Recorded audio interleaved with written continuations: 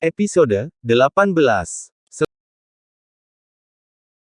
Selesai aku membuatkan jus untuk para tuan yang sedang menikmati santap siangnya di meja makan sana. Segera kutata gelas-gelas tinggi berisi cairan warna merah kental dari potongan daging buah naga. Perlahan kuangkat nampan berisi 7 gelas jus tersebut dan membawanya untuk dihidangkan sebagai minuman pelepas dahaga mereka. Neng Mira, ingat urutannya, bisik Bitin sebelum aku benar-benar meninggalkan dirinya di dapur. Aku mengangguk sambil tersenyum kala mendengar ucapan darinya. Tentu saja aku tak boleh lupa dengan mana yang paling spesial. Salah-salah, bisa jadi senjata makan tuan. Saat aku sampai di depan meja makan, ternyata orang-orang sudah memulai makannya. Mereka sibuk dengan sendok garpu yang sesekali beradu dengan piring keramik mahal berisi tumpukan nasi serta lauk pauknya tersebut. Tak terkecuali Mas Yazid. Bahkan suamiku tersebut sempat-sempatnya disuapi oleh sang istri baru. Menjijikan. Membuatku muak saja melihat tingkah mereka itu. Orang yang pertama kusuguhi adalah Abi dan Faras. Kemudian ke arah kanan, yakni Mas Yazid dan Dinda. Setelah itu aku ke sisi kiri untuk memberi Aska dan Umi. Tak lupa kusisihkan satu gelas lainnya untuk diriku sendiri. Tak ada ucapan terima kasih ataupun basa-basi untuk mempersilakan makan. Oke, biarlah. Aku cukup tahu diri dan tak begitu ambil hati. Segera aku duduk dan meneguk jus tersebut sembari diam-diam melempar lirikan pada sosok Dinda yang begitu semangat meminum jatah miliknya. Setengah gelas jus bahkan tandas dalam satu teguk.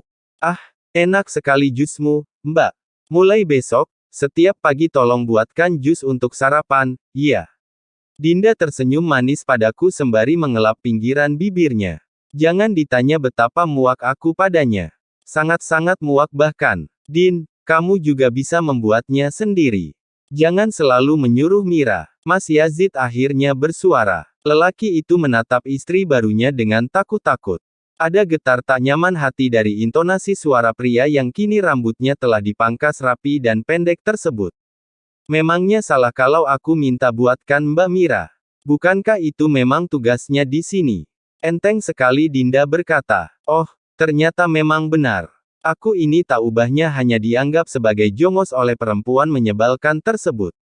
Puaskan dirimu dengan kata-kata sengit itu Din. Tunggu saja beberapa waktu lagi sampai kau menyesal bahwa pernah mengucapkan kalimat barusan. Tidak salah Din. Iya, memang itu tugasku. Mari kita lanjutkan makan, agar tak terlambat sampai ke hotel. Aku tersenyum manis sembari mulai menyendoki sedikit nasi dan lauk pauk. Hanya porsi kecil karena nafsu makanku sama sekali tiada. Semua orang kembali terdiam. Tak ada suara lagi kecuali dentingan piring yang terkena ujung sendok garpu. Ini lebih baik ketimbang ocehan sumbang dari bibir jahat Dinda maupun Umi. Tak lama, semua orang sudah selesai dengan makannya. Tanpa beristirahat lagi, Abi menginstruksikan untuk segera bersiap dan masuk ke mobil. Kami akan bersama-sama pergi ke Hotel Bintang 5 yang telah disewa ballroomnya oleh Abi dan Umi untuk perhelatan resepsi sang pengantin baru. Aku langsung bergerak ke kamar yang dulunya selalu kutempati bersama Mas Yazid. Dan hari ini, kamar tersebut telah dihias dengan sedemikian rupa untuk sang pengantin baru tempati. Kamu mau ngapain ke kamar kami Mbak? Dinda mencegat langkahku saat tangan ini hendak membuka kenop pintu. Aku ingin ganti pakaian dalam sama ambil make up. Kutatap dia dengan wajah tak senang. Muka Dinda malah lebih galak lagi. Oh, masih ada barang-barangmu di dalam. Bukannya katanya ini sekarang kamarku sama Mas Yazid. Loh, kok enggak diberesin? Dinda melotot. Manik berhias softlands warna cerah itu membelalak garang. Ada apa? Kenapa ribut-ribut lagi? Mas Yazid datang menghampiri. Lelaki itu tampak begitu gamang. Istrimu ternyata masih banyak barang-barangnya di dalam. Aku nggak terima ya mas. Ini kan kamar milikku. Kenapa dia seakan berkuasa terhadap segala hal? Dinda sampai berkacak pinggang. Tubuhnya yang tinggi semampai Nansingset tersebut seakan menegang. Sudahlah Din. Jangan dibesar-besarkan. Nanti akan kubereskan barang Almira dari sana. Mir, kamu mau ambil barang? Ambillah. Mas Yazid membukakan pintu dan mempersilakan diriku untuk masuk. Tanpa babi bu, Langsung saja aku ke dalam dan membuka lemari. Beberapa pakaian dalam kuambil. Tak lupa tas berisi make up juga turut kucomot dari lemari. Betul-betul kurang ajar Dinda. Dia pikir, dialah nyonya besar di rumah ini. Kembali aku keluar, sementara Dinda dan Mas Yazid masih berada di ambang pintu. Jangan lupa kemasi besok, Mbak. Awas saja kalau aku sudah kembali dari hotel, barang-barangmu masih berada di kamar ini. Dinda berucap dengan sangat kasar. Aku menatap wajahnya dengan santai dan seakan sedang tak terjadi apapun. Bodoh amat. Dia mau berkata sampai mulutnya doer sekalipun, memangnya aku peduli. Aku berjalan dan hendak menuju keluar rumah. Belum sampai 3 langkah, ku dengarkan keluhan Dinda yang baru masuk ke kamarnya. Pas sekali, pintu belum ditutup sehingga aku bisa menangkap jelas kata-katanya. Mas, perutku sakit banget. Aduh, kok mulas begini ya? Aku ke kamar mandi dulu sebentar. Suara Dinda terdengar mengerang, seperti tengah menahan bab yang sudah mendesak-desak rektumnya minta dikeluarkan. Demi Tuhan, aku merasa senang luar biasa. Hati ini bahagia mendengarkan keluhan Dinda yang bisa terjadi akibat kerja tangan ini. Nah, Dinda, jika kau pikir yang paling berkuasa adalah dirimu seorang, ternyata dugaan picik itu salah besar. Aku hanya diam, bukan berarti akan selalu mengalah pada kekejamanmu. Pertimbangkan lagi untuk berbuat kasar padaku Din, kalau tak ingin setiap hari minum 4 biji obat pencahar sekaligus. Sampai di teras, ternyata sudah siap Aska dan Sarfaraz. Keduanya duduk di kursi jati sembari melihat video anak-anak lewat ponsel milik Aska. Halo, kataku menyapa Sarfaraz. Bocah yang mengenakan kaos warna kuning dan celana denim serta sepatu sport itu langsung menoleh.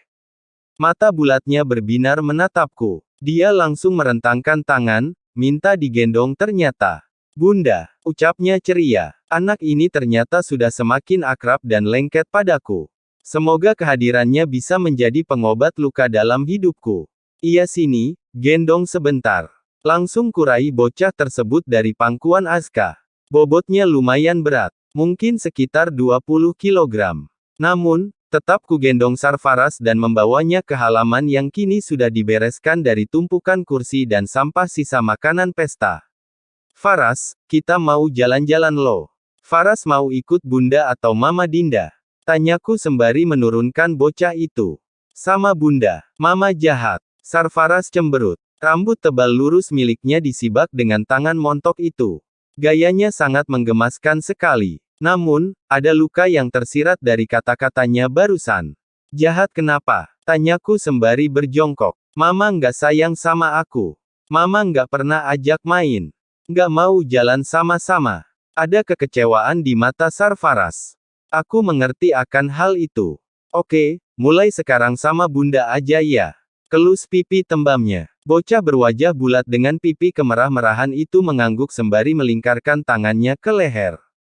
Ayo, kita berangkat. Suara Umi memanggil dari teras sana. Kami yang sedang berada di tengah-tengah halaman, langsung menoleh ke sumber suara. Ternyata Umi dan Abi telah siap. Aska yang semula duduk, langsung berdiri sembari memanggul ransel hitam yang tadi diletakkan di atas meja. Mungkin isinya pakaian atau perlengkapan Sarfaraz. Tentu saja dia yang menyiapkan segala keperluan sang keponakan. Secara, ibu dari anak lelaki ini sudah sama sekali tak memedulikan anaknya. Maklum, baru jadi pengantin baru.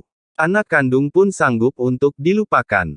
Langsung kupimpin tangan Sarfaraz untuk mendatangi mertuaku yang tampak sudah tak sabaran. Beberapa kali Umi menatap arlojinya. Hampir jam 2, nih. Mana Dinda dan Yazid? Kita harus segera sampai untuk siap-siap. Sekalian lihat progres di sana sudah sampai mana. Sekitar jam 3 tamu mulai datang. Umi begitu resah. Perempuan yang mengenakan tunik batik dan celana warna putih itu beberapa kali menoleh ke belakang. Mungkin mencari tanda-tanda kedatangan dari Dinda. Tadi ku dengar Dinda sakit perut Mi. Aku menjawab pertanyaan Umi yang sedang menjinjing tas tangan warna beige. Coba kamu panggil sana Mir. Bilang kalau Umi dan Abi sudah menunggu. Kalau tidak, biar kita berangkat duluan. Abi memberi perintah.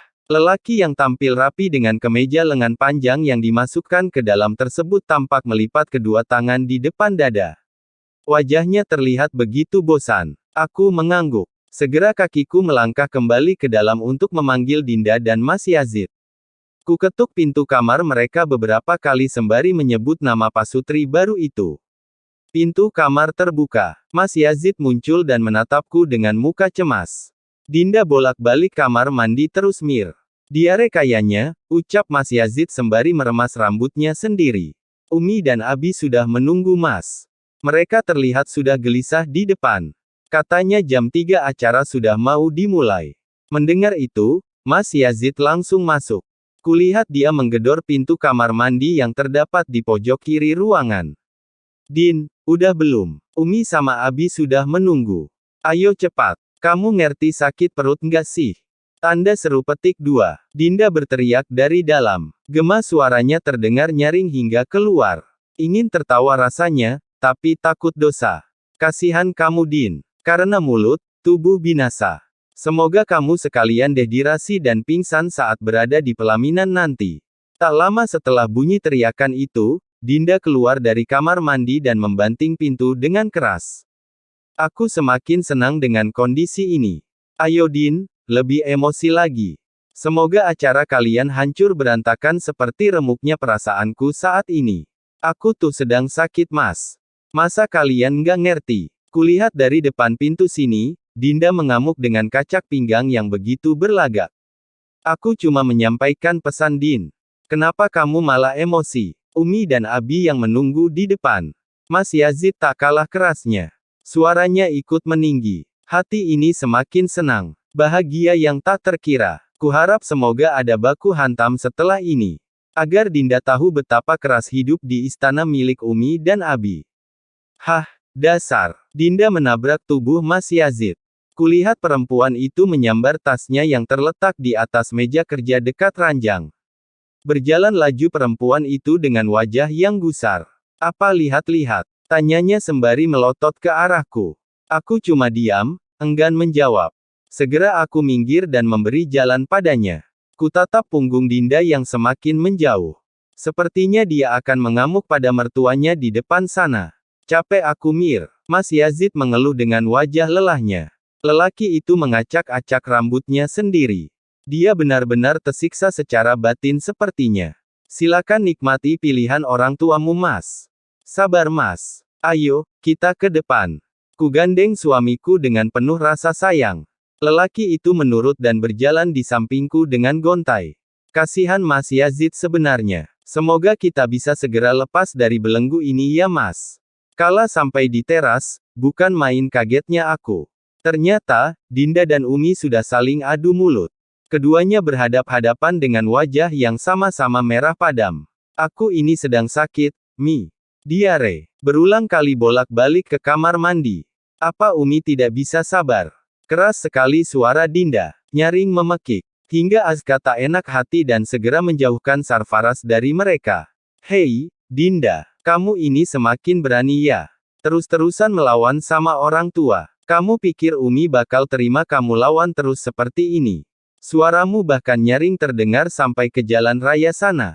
Umi berkacak pinggang. Kali pertamanya aku menyaksikan pertikaian antara Umi dan menantu kesayangannya tersebut. Kalau begitu, ya sudah. Batalkan saja resepsinya. Dinda santai melengoskan wajah dan berbalik arah. Tak terduga, Umi menarik tangannya dengan kasar dan, plak. Sebuah tamparan mendarat ke pipi mulus Dinda. Enak sekali kamu bicara. Setelah ratusan juta uang kami melayang, lidahmu santai berkata demikian. Tidak, resepsi ini harus berlangsung. Cepat kamu masuk ke dalam mobil. Cepat. Teriakan Umi bagai bunyi bom molotov yang membuat jantung seolah mau lepas. Kutatap Dinda yang melelehkan air mata sembari memegang pipi kanannya. Merah betul bekas cap 5 jari Umi. Bagai warna udang yang baru diangkat dari wajan penggorengan. Mas Yazid yang terdiam 1000 bahasa, hanya mampu meraih tangan Dinda untuk dibawanya ke mobil yang masih terparkir dalam garasi sana. Betapa puasnya aku dengan pemandangan indah barusan. Nyata sekali bahwa kini Dinda tak ubahnya sama sepertiku. Diperlakukan dengan sewenang-wenang oleh Umi, kala keinginan si mertua kejam itu tak terpenuhi atau dibantah. Rasakan, Dinda. Kamu pikir, kamu yang paling hebat di rumah ini. Tunggu saja sebentar lagi. Sifat asli Umi dan Abi perlahan akan terkuak. Kupastikan 100% hanya ada penyesalan dalam dadamu ketika memutuskan untuk menikahi Mas Yazid. Bersambung.